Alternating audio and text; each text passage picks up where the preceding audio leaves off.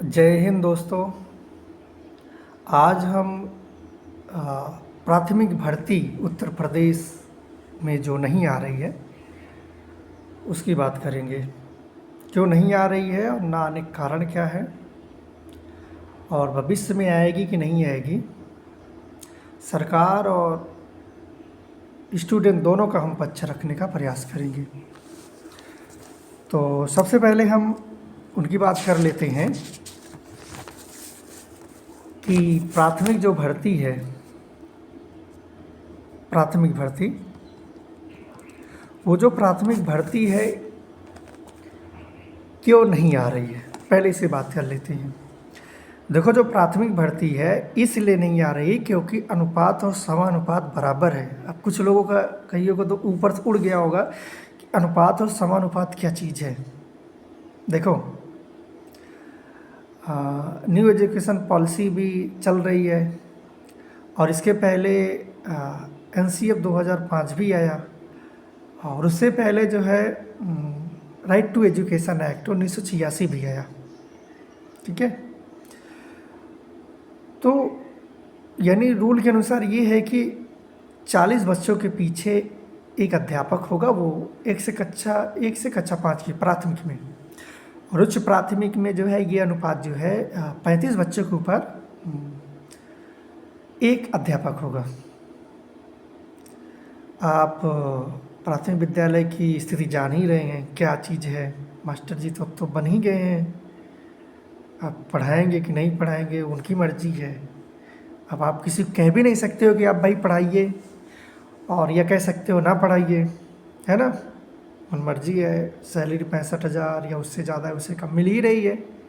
ठीक है, अभी ऑब्जेक्शन लोगे तो आपको बोलेंगे सैलरी आपका बाप दे रहा है। जो तुम पूछ रहे हो कि क्यों नहीं आते हो कॉलेज, सॉरी स्कूल क्यों नहीं आते हो ना, बहुत सारी बातें हैं। तो हम किस पे थे, हम थे कि यानी अनुपात समानुपात बराबर, इसलिए वैकेंसी नहीं। बात सही है। यानी उत्तर प्रदेश के शिक्षा मंत्री महोदय जी ने ये बात कही कि 22 बच्चों पर एक अध्यापक है। जाहिर सी बात है, अगर आपके घर में कोई काम लगा होगा तो आप कोशिश ये करते हैं कि मज़दूर कम से कम रखें, क्योंकि कुछ मजदूरी बच जाएगी। आप उत्तर प्रदेश सरकार के दिल से हाल से पूछो कि एक्स्ट्रा ओवरलोड लेके चल रहा है शिक्षा पर, खासतौर पे शिक्षा पर। अब क्यों, इसका बाद में भी बताते हैं क्यों। तो 22 बच्चों पर एक अध्यापक काम कर रहा है, तो जाहिर सी बात है कि अभी और बच्चे बढ़ना चाहिए, तो शिक्षक की ज़रूरत ही नहीं है। अगर आपके घर में काम लगता है, अगर 10 मज़दूर आप लगाए हो, अगर 7 मज़दूर से काम चलता है, 3 मज़दूर को बोलते हो भाई कल से नहीं आना है, ठीक है, ये बोलते हो ना, तो नहीं आते हैं। ठीक, तो जब यही कंडीशन चल रही है, ठीक है, तो इसलिए वैकेंसी नहीं आ रही है। हाँ, एक रीज़न ये भी है कि अनुपात समानुपात बराबर है। ठीक है, पहला रीज़न अनुपात और समानुपात बराबर है। ठीक, दूसरा रीज़न ये है कि हाँ सॉरी, जब अनुपात समानुपात बराबर है तो अध्यापक की ज़रूरत भी नहीं है। ठीक है, और मान लीजिए सरकार किसी दबाव में वैकेंसी निकालती भी है, मान लीजिए उसने वैकेंसी निकालने की कोशिश, कवायद शुरू कर दी, तब क्या होगा जब वैकेंसी मान लीजिए निकाल दे। एक रीज़न और है कि ऑनलाइन अटेंडेंस में क्या मामला है। ठीक है, तो जो ऑनलाइन अटेंडेंस है इसका मामला ये है कि मास्टर साहब का स्कूल, मान के चलिए अगर 9 बजे का है तो मास्टर साहब 11 बजे स्कूल पहुंचते हैं, और यूपी के जितने भी टीचर होंगे, हमारा अनुमान है कि लमसम कुछ नहीं तो 30% ऐसे ही होंगे अध्यापक जो अपना साइड का बिजनेस भी चलाते हैं।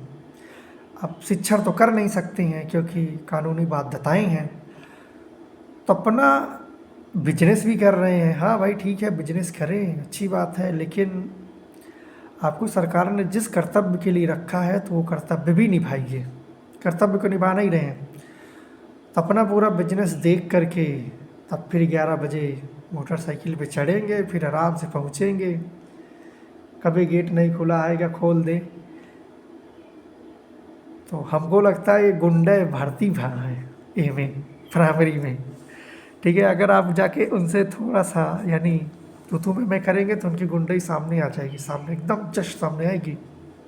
हम सब की बात नहीं करें, कुछ हैं ये गुंडई करते हैं। ठीक है, उनको अगर आप कहोगे कि आप स्कूल नहीं आते हैं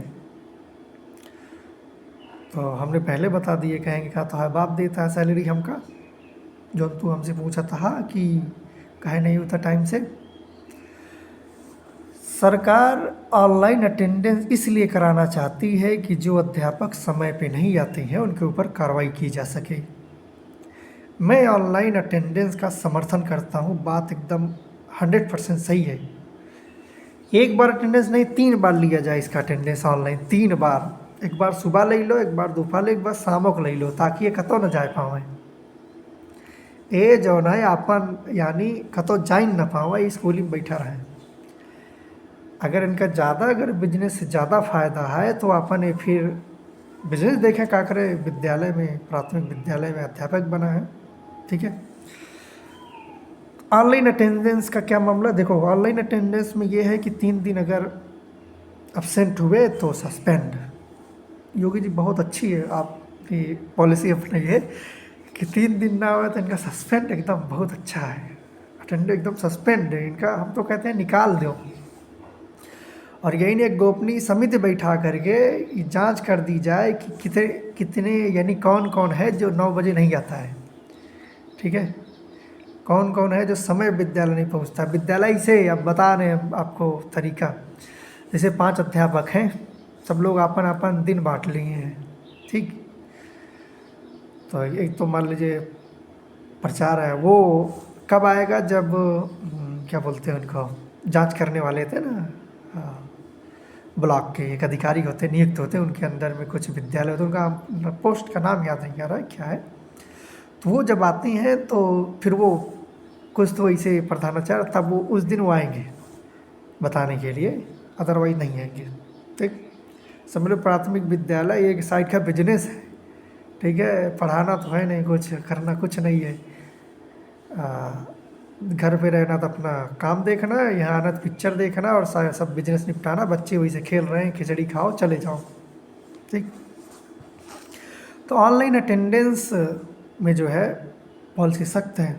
ठीक, अब कह रहे हैं कि मान लीजिए हम लेट हो गए तो क्या बिजनेस कर रहे हो, 1 घंटा पहले चले जाओ। हम कहा भाई प्राइमरी में भर्ती करें, हमें वही हम जो तो घर बनाई के वही रहा भाई करब, हम उबे न करब भाई इसको माइंड ना करिएगा, घर आना ही पड़ेगा। ठीक है, काम होता है लेकिन समय पहुंचना चाहिए, यानी अपना कर्तव्य निभाना चाहिए। हमारा कहने का मतलब लेट आओ लपेट आओ उससे नहीं मतलब है, कर्तव्य निभाओ, बच्चे पढ़ें। बच्चे यानी प्राथमिक विद्यालय के बच्चे आगे जाएं, वो जो है जो प्राइवेट विद्यालय उनसे आगे रहें। यानी उस ज़िले का भी डीएम भी गर्व करेगा, देखो प्राथमिक विद्यालय का जो है बच्चा यानी तेज है, यानी प्राइवेट स्कूल वाले से ज़्यादा तेज है। इन्हें गर्व महसूस कराना चाहिए, लेकिन ये हो नहीं पाता है। तो ऑनलाइन अटेंडेंस ये एक पेच है। अभी मान लीजिए सरकार भर्ती कर भी लेगी, ऐसे मुसीबत ये बने हैं, ये प्रदर्शन कर रहे हैं। ठीक है, प्रदर्शन करने के साथ साथ ये जो है बहुत सारी समस्याएं पैदा कर रहे हैं। तो इतना तो मुसीबत बने हैं, और हम भर्ती कर देंगे 1 लाख या 50,000 तो और मुसीबत बन जाएंगे। इसलिए सरकार और नहीं भर्ती कर रही। हाँ चल, एक रीजन, दूसरा रीजन ये हो गया। ठीक है, ये 2 रीजन हमको एकदम ठोस लग रहे हैं। ठीक है, अब हम बात कर लेते हैं स्थितियाँ क्या है प्राथमिक विद्यालय की। आपको बता दें लमसम 80% प्राथमिक विद्यालय ऐसे हैं जिनको सरकार को बंद कर देना चाहिए, बंद कर देना चाहिए। या फिर जो बगल में कोई प्राइवेट विद्यालय है उनको कह देना चाहिए कि भाई आपको इतना, जितना बच्चे हमारे रहेंगे उनके हिसाब से आपको इसकी फ़ीस दी जाएगी, मामला ख़त्म। ठीक है, ये सब टहले अपना भेड़ और चराएं। स्थितियाँ ये है कि विद्यालय नहीं, एकदम समझ लीजिए बेकार हो गया, अब कहना नहीं चाहिए, एकदम बेकार कर डाले, एकदम बेकार। अब वहाँ पे बच्चे वो हैं जो यानी गरीब या फिर जिनके माता पिता उनको भेज नहीं सकते किसी विद्यालय में, आर्थिक रूप से बहुत तंगी में है, उनके ही बच्चे जाते हैं। आपने अभी तक हमारे हिसाब से कुछ अध्यापकों को छोड़ करके जितने भी सरकारी अध्यापक हैं उनके सभी बच्चे प्राथमिक विद्यालय में नहीं पढ़ते हैं, सभी बड़े बड़े स्कूल में पढ़ते हैं।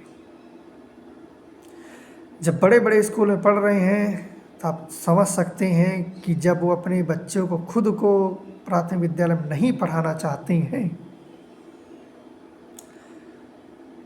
तो आम आदमी कैसे पढ़ाए। सबसे बड़ा चैलेंज ये है। ठीक है, एकदम स्थिति बेकार कर चुके हैं। आपको मैं बता रहा हूँ तरतीबवार से। पहला नंबर, समय से विद्यालय नहीं खुलेगा। ठीक, उसके बाद जब आएंगे तो हाँ बैठ जाओ, हाँ टाट बिछा लो। जिनको ये थोड़ा सा संकोच है कि हमें ईमानदारी के, वो अध्यापक बच्चे बुला करके अपना पढ़ा देते हैं थोड़ा मोड़ा। जो अध्यापक एकदम सजग हैं वो पूरे मन से पढ़ाते हैं। इसके एग्जाम्पल है प्रतापगढ़ डिस्ट्रिक्ट, उत्तर प्रदेश प्रतापगढ़ डिस्ट्रिक्ट का ब्लॉक है सड़वा चंदिका। विद्यालय का नाम है मॉडल प्राइमरी स्कूल साहबगंज। वहाँ हमने अपने आँखों से देखा कि एकदम प्राइवेट जैसे स्थितियाँ थी। बच्चे बहुत थे, लगभग 200 के आसपास। हमने उस विद्यालय को देखकर बहुत खुशी हुई कि इन्होंने अपनी ज़मीर जिंदा रखी है। यानी जहाँ सब दम तोड़ रहे हैं उन्होंने एकदम बाकायदा, एकदम ठोस, एकदम। अब उनके वहाँ के प्रिंसिपल को दाद देना चाहिए कि वो धन्यवाद के लायक हैं कि उन्होंने अपने प्राथमिक विद्यालय में इतना सख्त रूल रेगुलेशन पालन किया है। ठीक है, और कहीं कहीं तो एकदम स्थितियाँ बेकार हैं। बस आप समझ ही सकते हैं, शब्दों में बयान नहीं किया जा सकता। आगे हम वहाँ के जो खाना होना है, खाना पोषण के बारे में बात करते हैं। अब समझ लीजिए क्या बताया जाए, खिचड़ी ज़्यादा बनती है, तहाड़ी, आपकी पूरी सब्जी उब्जी सब गायब। ठीक है, और जो भी सामान आता है सब इधर उधर करके सब गायब। सरकार को इसका संज्ञान लेना चाहिए। सरकार करे क्या, अपना प्रतिनिधि रखी है, प्रतिनिधि रिपोर्ट लगा के भेज देता है, वो बेचारा क्या करे। सभी आपस में डिपेंडेंट है। जैसे क्या बोलते हैं, फूड चेन है ना, फूड चेन, वही सारा सिस्टम ऐसे गोल गोल घूम रहा है। अब इसके लिए तो जनता को ही जागरूक होना पड़ेगा। अब जनता क्या करेगी, बोले हमारा बच्चा थोड़ी पढ़ रहा है, नहीं भाड़ में जाए, हमको क्या करना है। कुछ लोग तो नज़दीक के अध्यापक होने के कारण कोई संकोच करते हैं, नहीं करते हैं। ऐसा भी नहीं करना चाहिए, इसमें सजग होना। अब योगी जी क्या करें, आपको घर पे आके जो है सब विद्यालय चेक करें, आएंगे चेक करेंगे, 10 दिन बाद फिर वही हाल। ठीक है, इसमें सरकार अगर ठोस कदम उठाए तो ज़रूर संशोधन, इसमें बदलाव हो सकता है। ये सब स्थितियाँ हैं, इसलिए आप उम्मीद में कम रहिए कि प्राथमिक, हम इस कंक्लूज़न में पहुँचते हैं कि आप इस उम्मीद में कम ही रहिए कि प्राथमिक विद्यालय वैकेंसी निकलेगी। अब वो राजनीतिक दबाव दूसरा है कि प्राथमिक भर्ती आ जाए, अदरवाइज़ आने की बहुत संभावनाएं बहुत कम ही है। ठीक है, आप अगर प्राथमिक विद्यालय का अध्यापक बनना चाहते हैं तो आप कोई और रास्ता चुन लीजिए, बेटर होगा, क्योंकि इसमें सफ़र लंबा हो सकता है। हम भी एक प्राथमिक विद्यालय की तैयारी में ही थे।